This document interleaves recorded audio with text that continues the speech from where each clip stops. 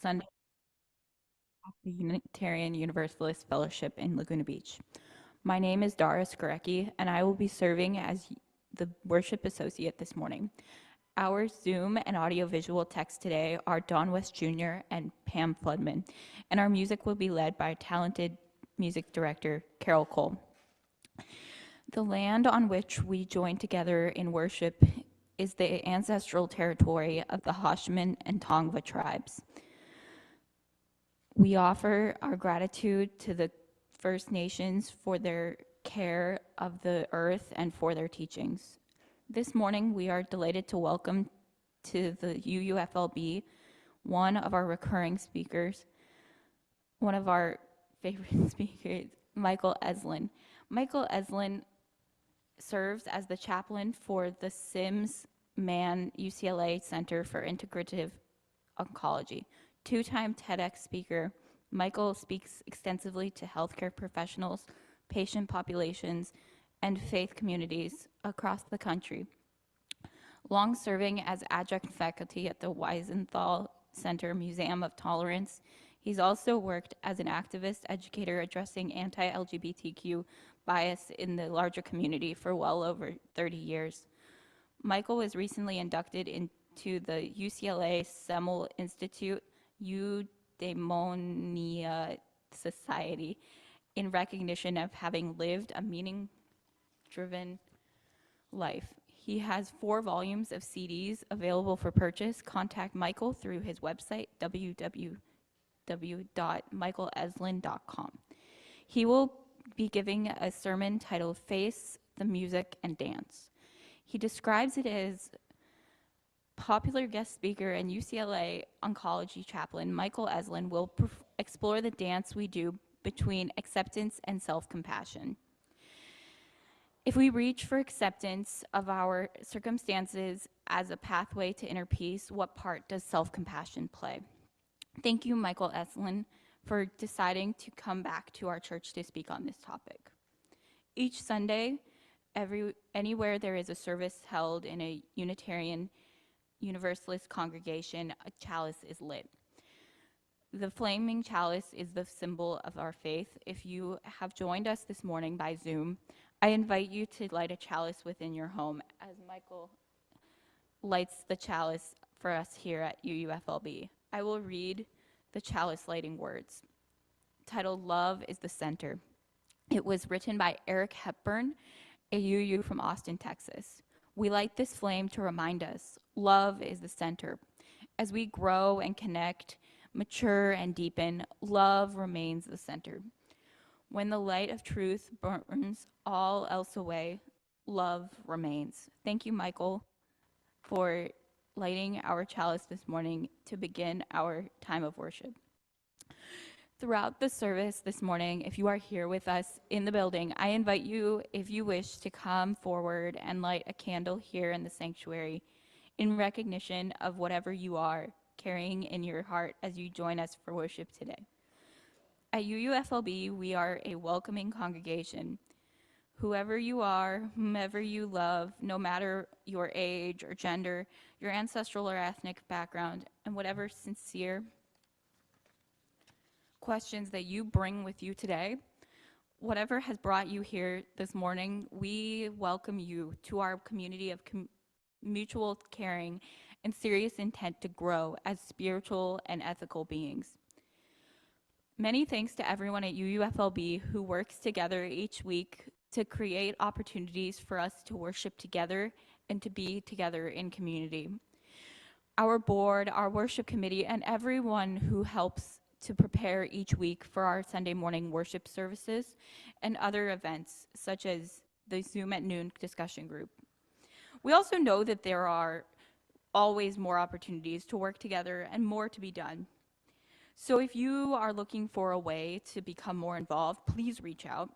For those of you who are new to our community, please connect with us after service if you would like to be added to our email mailing list, so that you can receive advance notice of each service and other events.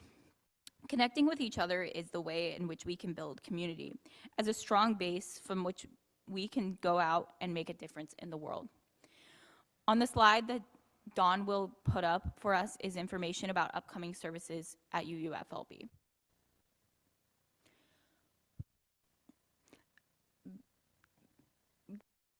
Next week's will be Jennifer Springsteen doing a service on Ripple is in Still Water. The announcements, much like every week, every Monday we have Zoom at noon, ran by Paul Bogdan, and also every first Thursday of the month, our church helps with a local church other UU church tapestry, run a food donation to the alternative sleeping location. And that is our announcements. And today we're gonna greet each other on Zoom. If anybody is anyone new for this service, would you like to speak and introduce yourself? No? Okay. Is there anyone in the sanctuary that is new for this service and would like to introduce themselves? No? Okay. Now we're going to use a time to greet one another and share hellos and hugs and Please say hello to everyone.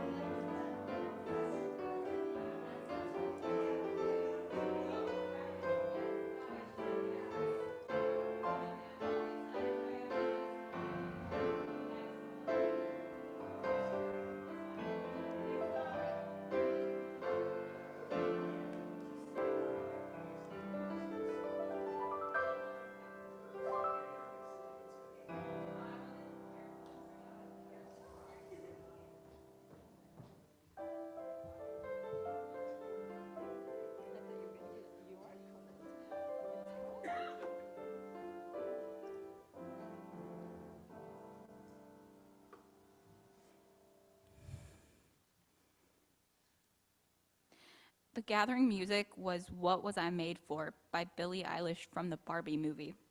I chose What Was I Made For because I believe that it meaning fits the sermon for it this morning. At the start of the song, Billie Eilish sings about how she used to be happy and float, but now she just falls down, which is an allegory to the movie. And she talks about the realization that she once felt happy, but now she has realized, much like many people, she doesn't know who she is or what she was made for. Ultimately, she sings about how she realizes she should strive to be someone she wants to be and not someone that the world tells her to be. Obviously, this song is saying with the perspective of Barbie and other people who are either AFAB, assigned female at birth, or female presenting. But I think that this song fits perfectly with our sermon today and the fourth principle, a free and responsible search for truth and meaning. Similarly, our opening hymn this morning is My Life Flows On, an endless song. number 108 in our from our gray hymnal. For those of you who are joining by Zoom, the lyrics will be on the screen. For those in person, the lyrics are printed and in the back of the sanctuary. They are also on the screen. Orders of service. Please stand if you wish and join with our amazing and talented music director, Carol Cole, in singing My Life Flows On, an Endless Song.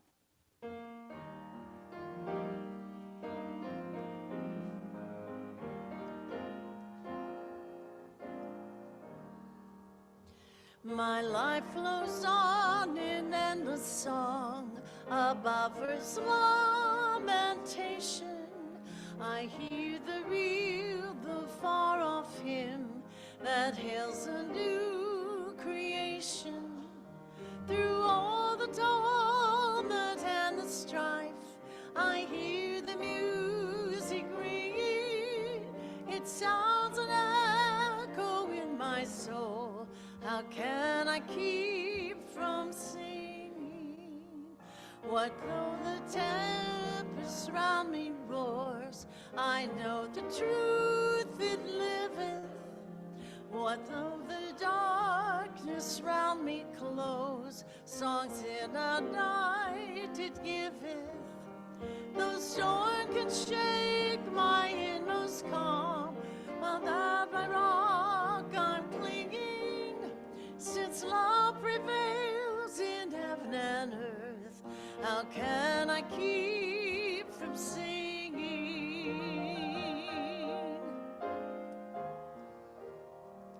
When tyrants tremble as they hear the bells of treaty ringing, when friends rejoice both far and near, how can I keep from singing? To prison cell and dungeon vile, our thoughts to them are winging. When friends by shame are undefiled, how can I keep from singing?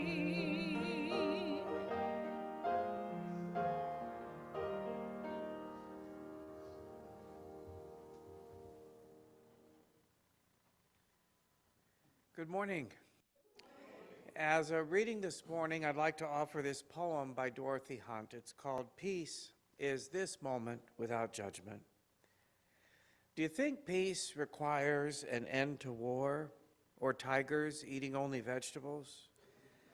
Does peace require an absence from your boss, your spouse, yourself? Do you think peace will come some other place than here? Some other time than now? In some other heart than yours? Peace is this moment, without judgment, that is all. This moment, in the heart space where everything that is welcome. Peace is this moment, without thinking it should be some other way, that you should feel some other thing, that your life should unfold according to your plans. Peace is this moment, without judgment, this moment, in the heart space where everything that is welcome.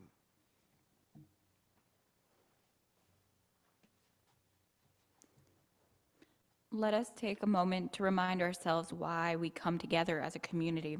I invite you to read these words together when and if it feels right for you. If you wish, please unmute your microphone so that we can feel the power when we join our voices together. The words of the unison affirmation will be on your screen. Please join me in reading. Love is the spirit of this fellowship, and service is its law. This is our great covenant, to dwell together in peace, speak to the seek the truth truth in love, and to help and one to help another. one another. We have come to a time in our service to briefly share the important events that have touched our lives in the past week. Our joys, when shared, are magnified, and in sharing our sorrows, we provide the support and care that are vital for all of us in community. During the time of sharing our joys and concerns, we have paused the recording of the. Oh, but that's why mankind alone among the animals learns to cry. Let's move into a time of silent meditation.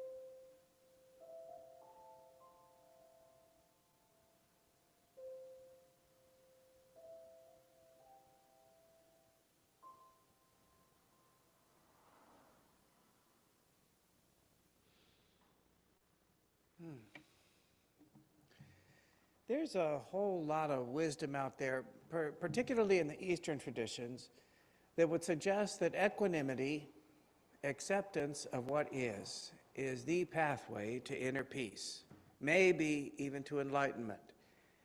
In fact, there's a Zen Buddhist maxim that would say the great way is easy for one with no preferences. Simple, right?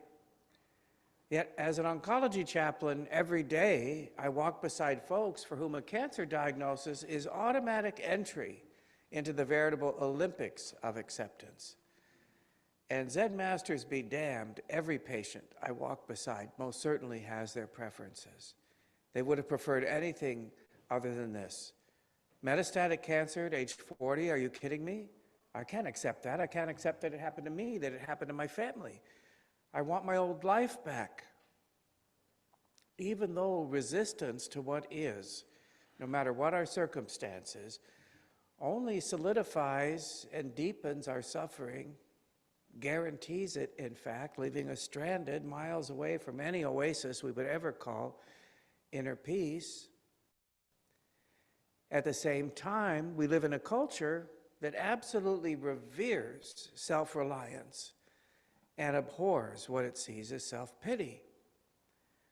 The thing is, that part of us that would characterize ourselves as self-pitying is the very same part that denies us any experience of authentic self-compassion and in turn acceptance. The two go together in a kind of dance. While I might have this lofty aspiration toward equanimity, I'm also encumbered by all too human feelings of despair and frustration and sorrow and grief. What about acceptance of those feelings? Daryl is newly diagnosed with a very rare and aggressive sarcoma, but at this point, he's absolutely asymptomatic, feels just fine. It's kind of crazy making, Michael. I'm only sick because the doctor tells me I am. So I guess I just carry on with my life as normally as possible, right? Still, he's heard enough from his oncologist and has read enough to have a sense of what's coming down the pike. And that leaves him scared, terrified, in fact. But I don't dare feel those feelings, Michael. If I do, I'll go down a dark hole and I'll never come out. It's a pretty common perception that if I feel my feelings, they will take over, they will suck me down. What I have found is just the opposite to be true. When I give my feelings some sunlight, bring them out into the air, it can loosen their grip from around my throat. It can rob them of their power, and I'm given the perspective to see, oh, they're just feelings. And as the poet Rilke reminds us, no feeling is final. A few years ago, one of the oncologists referred me to Vicky, who was so distressed that the doctor thought she might even need a psychiatric evaluation. But in any event, Michael, she's up in the infusion clinic now and she's crying uncontrollably. Will you go see her? Well, Vicky's been living with a particularly rare lymphoma for maybe 15 years. And in those 15 years has been on maybe a dozen different drug protocols. Each one worked for a time and then would stop working. Today was day one of yet another drug protocol, and Vicky was just cooked, absolutely fried. But to hear her tell it, Michael, really, I'm so blessed. Look, at least my cancer is treatable, and I have a wonderful oncologist, and I have good insurance, and my husband is such a special guy, and I have these wonderful kids and grandkids, and a deep Christian faith, a wonderful church community. Really, I'm so blessed. And it was like the longer she talked, the tighter the rope got around her neck, as if there weren't any oxygen in the room, because she just couldn't reconcile these all too human feelings of despair and weariness and fear and anger, resentment, with her attachment to her identity as Little Miss Sunshine. What's more, an even more fierce attachment to a belief in positivity above all else. You just got to be positive. I mean, look around here, Michael. Everybody else has it so much worse. Why am I such a crybaby? There's absolutely no self-compassion in a statement like that, no grace, no allowance to just be a human being. It was as if she were trying to compose a symphony called Vicky, but had decided that only these 4 or 5 notes were acceptable to be used. Only these sweet high notes of forgiveness and joy and gratitude and compassion. No room for deep dark notes of despair and frustration and anger and resentment. It takes all 88 keys on a piano to write a full-bodied symphony. It takes all those sweet high notes, all those deep dark low notes, and everything in between. Few dark notes in the symphony of Vicky does not make her less of who she is. It makes her more. I see this as a kind of dance between acceptance and self-compassion. The two go together. I'm reminded of a toy I had when I was a little boy. It was a gizmo with a trigger on it. And when you pulled the trigger, this card spun around very quickly. On one side of the card might be the image of a bird, on the other side the image of a bird cage. And as the card spun around and you pulled the trigger, it looked as if the bird was in the cage. Both sides of the card were telling the truth for what it is. This is a bird cage. But I only got the complete picture by the dance, the constant motion between the two. What if it's like that between self-compassion and acceptance? The older I get, I tell you, the more depth of meaning I find in the most deceptively simple song lyrics in very old songs written by the masters of the great American songbook, the Gershwins, Rodgers and Hart, Cole Porter, songs I might have even called corny once upon a time. Irving Berlin was one such master. Let's face the music and dance. Before the fiddlers have fled, before they ask us to pay the bill, and while we still have a chance, let's face the music and dance. So maybe I have been diagnosed with stage 4 cancer, or some other tragedy has befallen me. Maybe it's incumbent upon me to accept it, to face the music, if you will, but also to dance with it, to dance with all of it and all the attendant feelings, all of the anger, the disappointment, the sorrow, the grief, the resentment, but also the love and hope that might be there underneath it all when everything else is burnt away. Maybe that dance can lead us to the great way. A few years ago, I had a patient, Casey, who used to come to my spiritual reflection group every week, and she would often comment, I hate that word, acceptance, Michael. I don't accept that I have cancer. To me, acceptance implies that I approve, and I don't approve. I will never approve. I acknowledge that I have cancer, but I don't accept it. I got a very vivid lesson in acceptance a number of years ago. In March of 2017, I got to take the most wonderful solo journey to Nepal and Bhutan. The second to the last day of my trip was probably one of the most perfect, most splendid days of my life. Along with my guide, my friend Saiwang, we climbed up to Tiger Nest Monastery outside of Paro, Bhutan. It's a magnificent 16th century Buddhist monastery, perilously and improbably hanging off the side of a mountain with this stunning view of the mountains and the valley below. It's only accessible by foot, and it's quite an arduous climb to get there, not unlike climbing to the top of Yosemite Falls. It's also a site of sacred pilgrimage for the Bhutanese people. All are expected to make that climb at some point in their lives.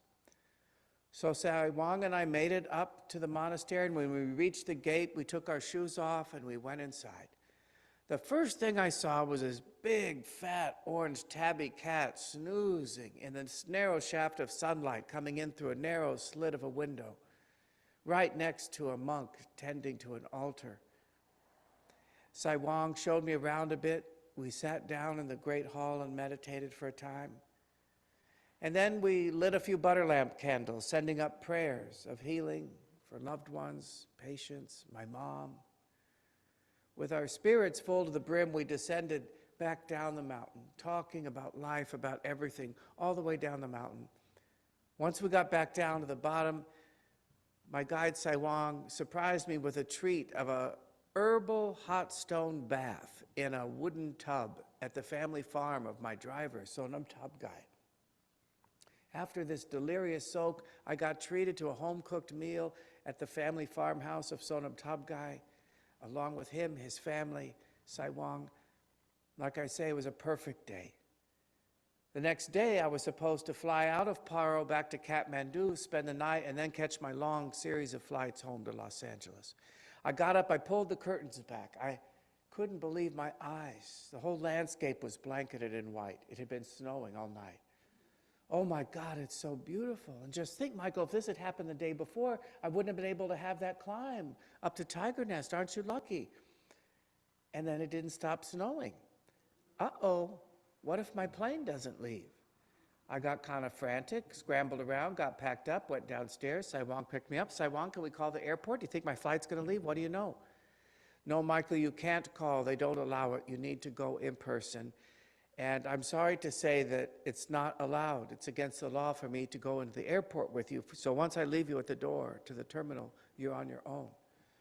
Oh, now I'm starting to feel some panic. What if my flight is canceled? What if I miss my connecting flight to home from Kathmandu? I've had this flight booked for almost a year. I had my aisle seat. There's 15 seats across in coach on those South China Air seats. I can't fly for 36 hours in the middle. I'll kill somebody. Just breathe, Michael. There's nothing you can do about it. I wasn't expecting a pop quiz in Buddhist philosophy at this point in my journey, you know what I'm saying? But I'm starting to get worked up, and I realize, okay, just pay attention, Michael. What's happening right now? Oh, look, the kids are playing in the snow. They're so happy to have been released from school. We get to the airport. Sai Wang drops me off, and we have a rather tearful goodbye. It doesn't feel like goodbye because I'm not sure I'm leaving. He tells me he'll wait in the parking lot for an hour just to make sure I get off okay. When I go inside the terminal, it becomes readily apparent there's no electric power here. There are no computer screens, there's no PA system, there's no lights. There's one teeny woman behind a desk and hundreds of frantic passengers in front of her. Now, I have to say, Bhutan is the most Buddhist culture imaginable. You've never seen anything like it. It's not just a religion, it's not a way of life. Somehow it's in their DNA. I wait through that impossibly long line. I get up to the desk, and this kindly woman looks at me and smiles. Yes, sir, good morning. How may I help you? As if she has all the time in the world, as if she hasn't just been dealing with hundreds of disgruntled passengers. I explained to her about my itinerary and my need to get back to Kathmandu so I can get to Los Angeles, and I had this aisle seat. She listens real kindly, and then she explains that if the flight is canceled, the airline will have to put us up in a hotel for another night in Paro. But there's a chance I could catch a connecting flight the next morning back to Kathmandu and still make my flights home. So thank goodness the flight, of course, was canceled. Sai Wang was still out in the parking lot, so he could at least drive me to the new hotel, and I didn't have to deal with shuttle buses and my luggage and all of that. We get to the new hotel. It's pretty clear there's no electric power here either. There's a blackout all over Paro. There's no heat, no hot water, no electricity, no internet, no way to contact home and Scott, tell him I might be late, and it is so cold. I put every article of clothing I brought with me on and got under the covers just to keep my teeth from chattering. As the afternoon drew on, I realized this quiz is going on longer than I want. I had to constantly surrender. There's nothing you can do about it. Just be here now in this moment. As it grew darker, I realized I've got no way to see in here. There was a candle in the room, but no match. And I certainly wasn't going to use what was left of my phone battery to use the flashlight. So I trudged through the snow up to the main lodge to see if they have a match. And when I get up there, it's a man who appears to be from the airport comes in. I nab him before anybody else could. "Excuse me, sir, are you from the airport? Can you tell me, do you think my flight's going to leave tomorrow morning?" He looks at me so kindly. "Well, of course, sir. Yes, sir. But first, tell me, how do you like the hotel?" How do I like the hotel? My inner ugly American is starting to wake up. "Well, it's very nice, but it's cold and there's no hot water and there's no light and there's no internet and I need to get home." He looks at me so gently and says, "Yes, sir. All over Paro, there's no heat, no hot water, no lights." Said with all the equanimity and kindness and compassion he could muster. It was such a striking example that I thought of calling this talk, "How do you like the hotel?" I don't think I have the genetic makeup for that kind of equanimity. I can only aspire to it. Happily, my flight did leave the next morning. I sailed past Mount Everest with a stunning view outside the starboard side of the plane against a sapphire sky, landed in Kathmandu, ran through customs, ran through security, ran back out onto the tarmac, up the gangway, onto my plane, into my aisle seat. They closed the door right behind me with just seconds to spare. Sometimes things work out. My maternal grandmother, Grandma Ann, was a born worrier. She worried about everything and everybody her entire life. Toward the end of her life, she had a lot of health problems, surgeries, hospitalizations. I went to see her after one surgery or another, and I remember they wouldn't let me in the recovery room, but I could talk to her over the threshold. And I called out to her, "Hey, Gram, how you doing in there?" And she said, "Hi, sonny boy. You know, you get yourself all worked up over these things, and it's just never as bad as you think it's going to be." It took her 83 years to come to that profound wisdom. I have what it takes to make this journey no matter what. I can have faith in my capacity to respond. A few years later, got a big exercise in self-compassion. It was January 2nd, 2020, my first day back to work after the New Year holiday. I'm driving home from the infusion clinic in Santa Monica, going east on Santa Monica Boulevard. As I cross Barrington, a woman traveling south runs a cherry red light and smashes into my driver's side door with me on the other side of it, totaling my 13-year-old Prius, a car from which I was hoping to squeeze a few more years.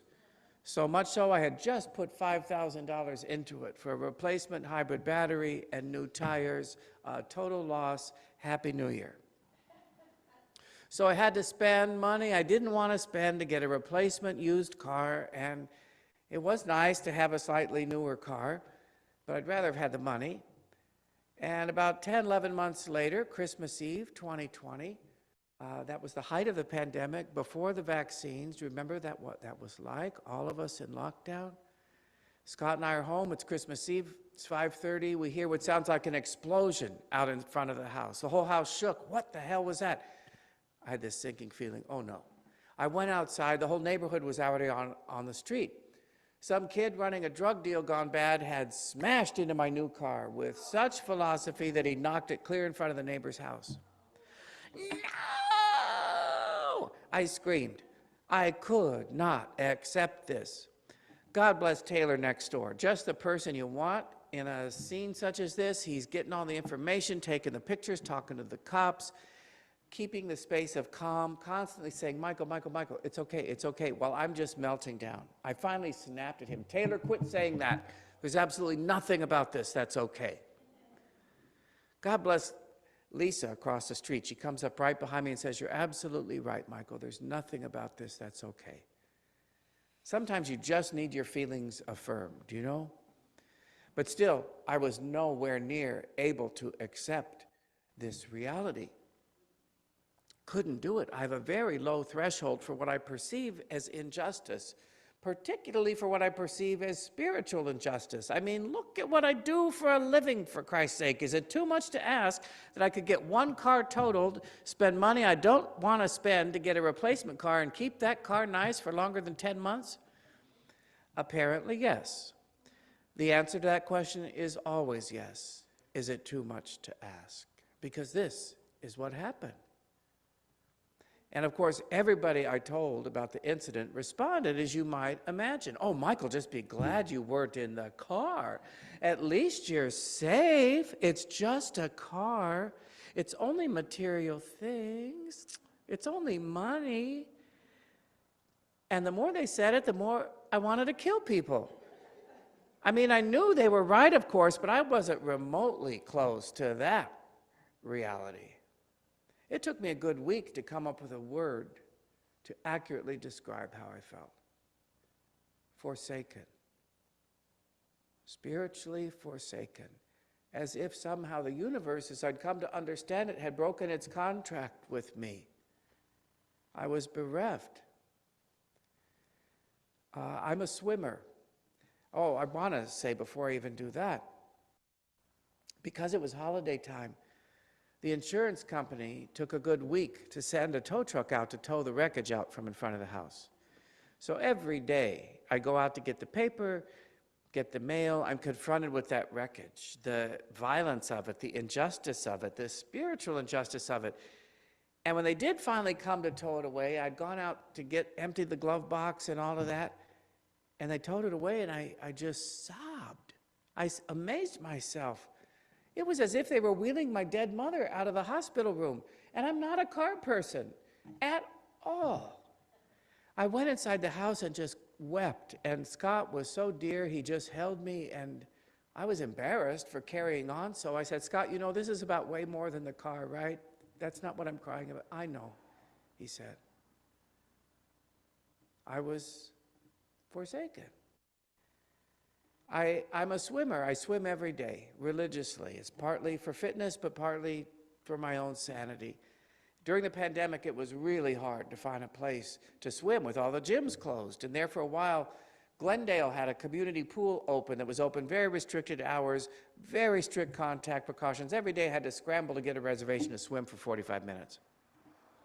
I'm driving out to Glendale, I swim, I'm thoroughly disgusted with myself because I can't move on. I can't get past this anger and this rage about it. After my swim, I'm driving home, having a little conversation with myself. Driving down Forest Lawn Drive past two enormous cemeteries, Mount Sinai and Forest Lawn. Michael, look up there, there's hundreds of thousands of dead people. They'd give anything, I'll bet, to be back in a body dealing with something as stupid as your car. Doesn't that put this into some perspective? No. And with that, it was kind of a light bulb moment. If that thought doesn't jostle you loose, this is about something more than your car. This is a deeper wound that needs your attention, needs curiosity, needs tenderness, needs compassion. It does not need to be judged or compared to anything else. And with that realization, I started to float a little bit toward something we might call self-acceptance. It can be very hard sometimes to feel the feelings we do not want to feel. We want so desperately to be strong and resilient, to move on, self-reliant, especially when those feelings aren't congruent with our cultural norms and expectations. But the feelings aren't going away. I've come to have great faith in that as the doorway toward a kind of deeper peace, to move into those feelings and to dance with them, to dance with all of them. Because, you know, soon we'll be without the moon, humming a different tune.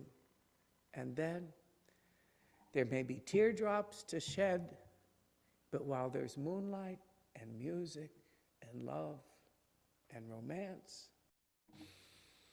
let's face the music and dance. So be it.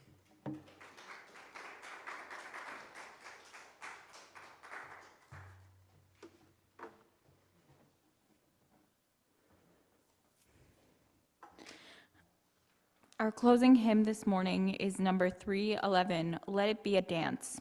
The words will be on the screens. Please rise as you are comfortable and join Carol in singing number 311, Let It Be a Dance.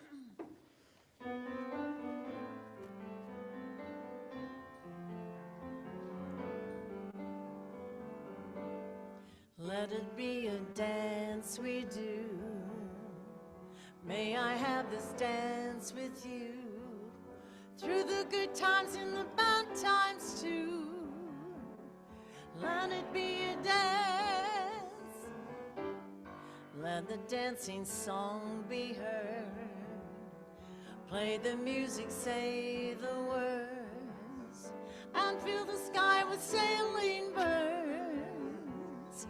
Let it be a dance, let it be a dance, let it be a dance. Learn to follow, learn to lead. Feel the rhythm, feel the need. To reap the harvest, plant the seed. Let it be a dance. Let it be a dance we do.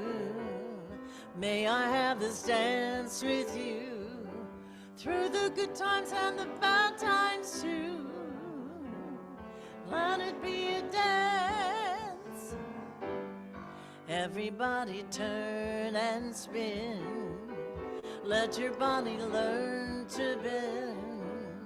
And like a willow with the wind, let it be a dance, let it be a dance, let it be a dance. A child is born, the old must die. A time for joy, a time to cry. Take it as it passes by. Let it be a dance. Let it be a dance we do. May I have this dance with you through the good times and the bad times too. Let it be a dance. Morning star becomes at night. Without the dark there is no light. If nothing's wrong then nothing's right. Let it be a dance, let it be a dance, let it be a dance. Let the sunshine, let it rain. Let the laughter bear the pain. And round we go again. Let it be a dance.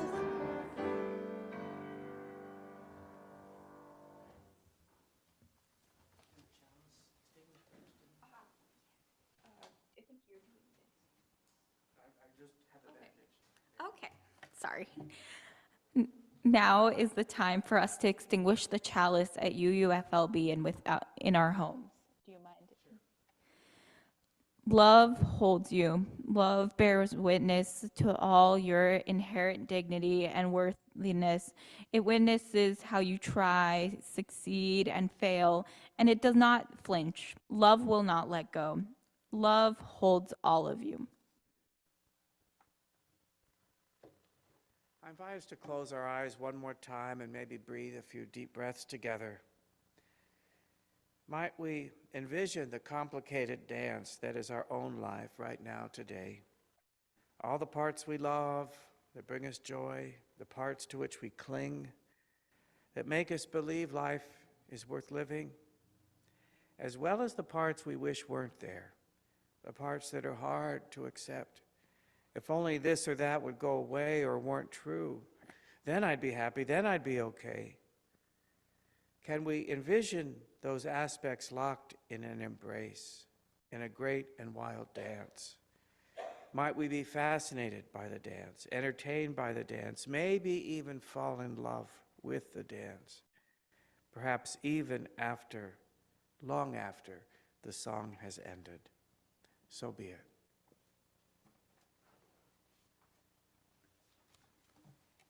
And now let us join together in our closing song, Let There Be Peace on Earth.